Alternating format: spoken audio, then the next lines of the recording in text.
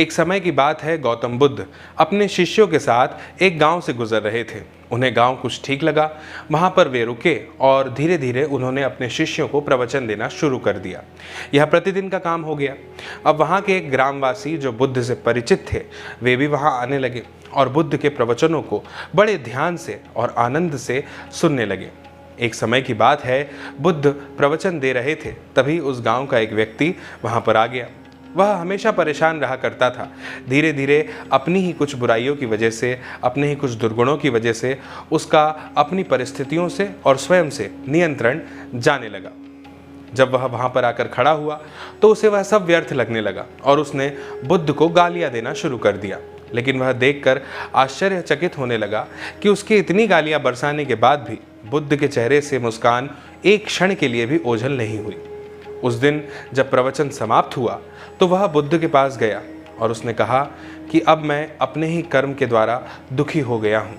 मुझे आपको गाली नहीं देनी चाहिए थी, लेकिन मेरा अपने क्रोध पर कोई नियंत्रण नहीं है और ना ही मेरी भावनाओं पर कोई नियंत्रण है।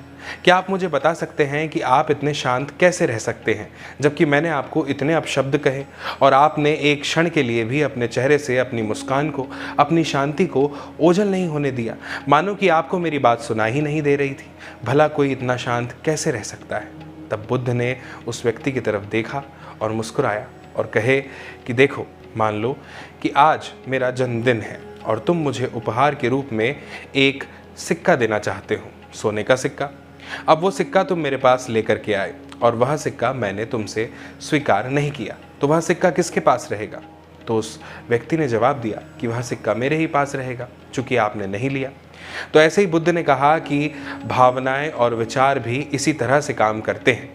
जब तुम अपनी किसी भावना को मुझ तक पहुंचाने का प्रयास करते हो और उसे मैं स्वीकार नहीं करता, तो वे सारी भावनाएं भी वापस तुम्हारे ही पास लौटकर चली जाती हैं। और परिणाम ये निकलता है कि अगर वो भावनाएं अच्छी हैं, सकारात्मक ऊर्जा को लिए हुए हैं, तो वे वैसा ही प्रभाव तुम पर डालती हैं, और अगर वे नकारात्मक ऊर्जाओं को लिए हुए हैं तो वही प्रभाव वह तुम पर डालती हैं। तो मुझे उम्मीद है कि अब तुम्हें समझ में आ गया होगा कि मैं उस समय ज़रा भी विचलित क्यों नहीं हुआ और मेरे चेहरे से शांति और मुस्कान ओझल क्यों नहीं हुई। उस व्यक्ति को अपने प्रश्नों का उत्तर मिल चुका था और उसने बुद्ध को धन्यवाद दिया, प्रणाम किया और वहाँ से चला गया।